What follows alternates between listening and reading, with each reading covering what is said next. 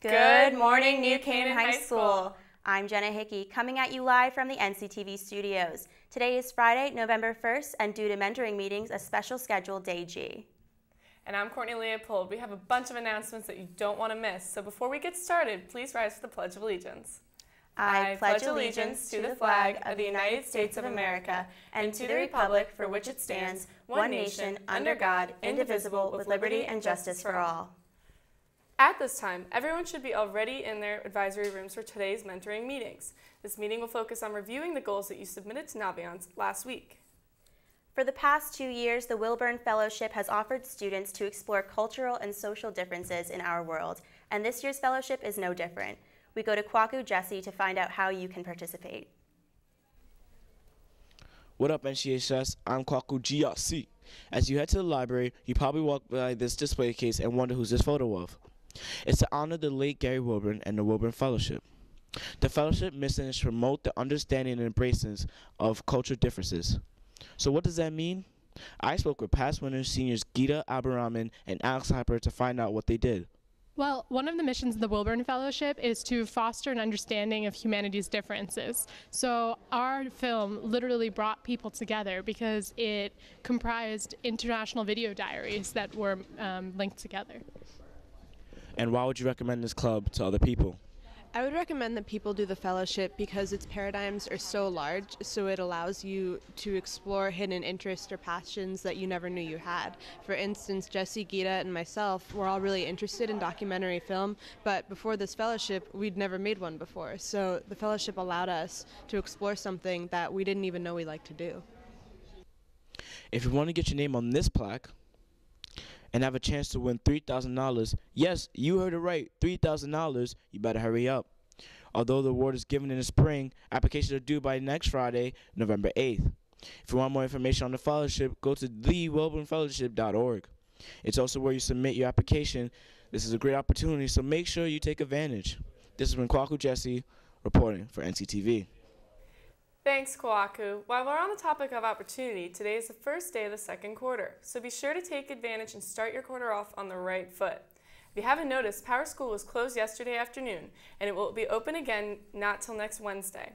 And teachers, don't forget, all grades are due by this Tuesday at noon. If you didn't do so well in Spanish last quarter, why not get some help? The Spanish Honor Society is offering drop-in tutoring. The schedule of available periods is posted on both doors to the World Language Office, so if you have a chance, you should check it out when you can drop by. Upperclassmen, SAT reasoning and subject tests will be held here tomorrow, November 2nd. Remember to come prepared with a calculator, 2 number 2 pencils, your admission ticket, and a valid ID, and a well-rested mind, of course. So, Courtney, since you're not taking the subject test tomorrow, are you planning on going to the football game tonight? I heard it's going to be a pretty good one. Absolutely, Jenna. This football season is almost halfway done. Many fall sports are already coming to a close. We go to Johnny Ostendorf with all the details on the conclusion of this fall season. Johnny, you're back? Yes, Courtney, I'm back one more time. I had to say goodbye. Hello, folks, and welcome to another edition of the Rams Sports Report. I'm Johnny Ostendorf. Now, today is October 1st. With the end of it's November 1st, and with the end of October has come the end of quite a few things. Halloween is over, unfortunately. Some college deadlines have passed, and in most cases, the FCIAC regular season has drawn to an end. Besides football, every team that is playing has earned their chance to play by locking up a bid in FCIAC or state tournaments. On Tuesday, the field hockey team was still playing when they took on rival Darien in FCIAC semis. As always, NCTV was there, so let's go to the tape. Rams taking on Darien, at Bryan McMahon. It's a neutral site. Here in the first, Darien capitalizes on the penalty shot and take an early 1-0 lead. But New Canaan, they were not going away. Here it's Abby Jamison to Isabel Tabin, and go bananas, NCHS, as the Rams tied at 1. But Darien, they were just too much to handle. Here they are taking the lead. They go on to take this one 3-1 and advance to FCIAC finals. Last Saturday, boys and girls cross country both hiked all the way up to Manchester, Connecticut.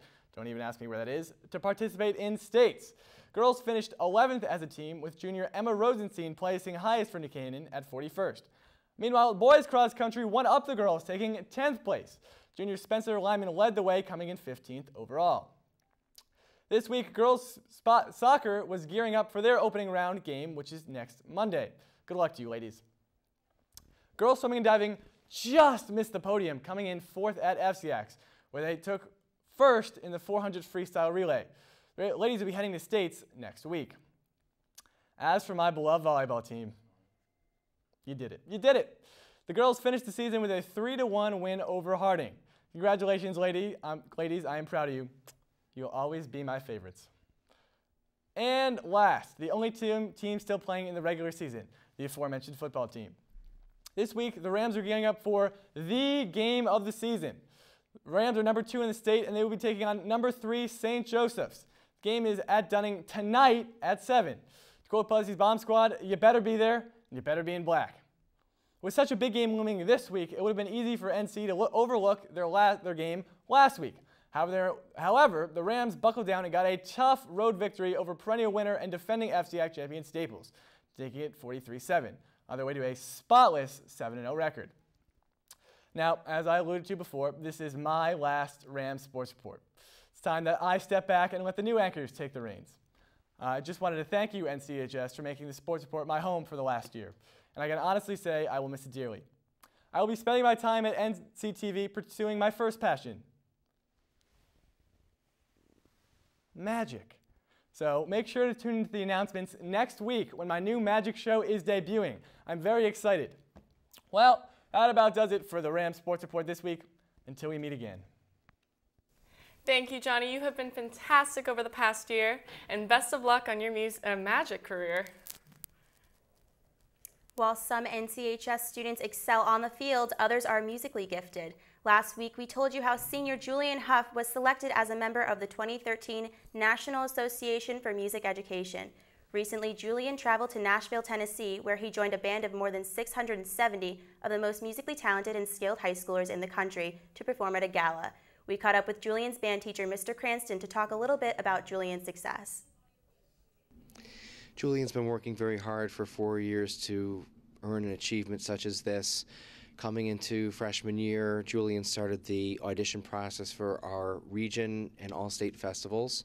And through really his hard work and dedication, was able to not only make those festivals each and every year, but earn very high chairs.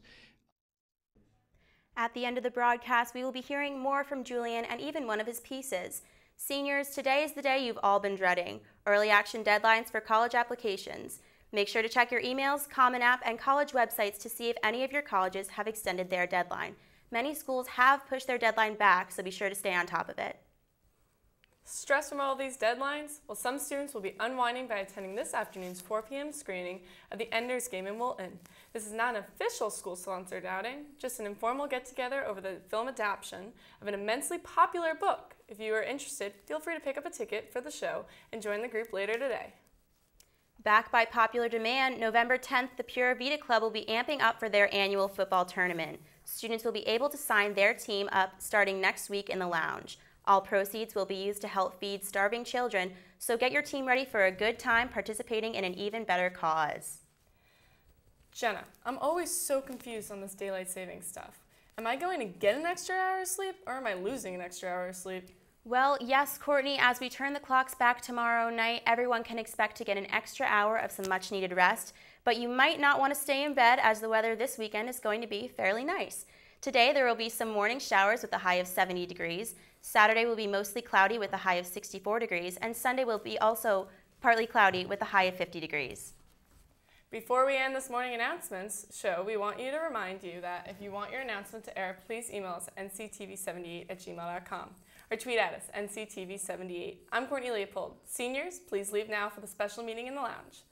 And I'm Jenna Hickey. Be sure to keep an eye out for some new programs airing on the channel later today, including the long-awaited pep rally, as well as several sporting events, including boys soccer versus Trumbull and field hockey versus Richfield. We now leave you with the smooth sounds of Julian Huff talking about how his musical career began. Have a great weekend, NCHS. I started music because I was influenced by my brother, who is also a musician, and I was just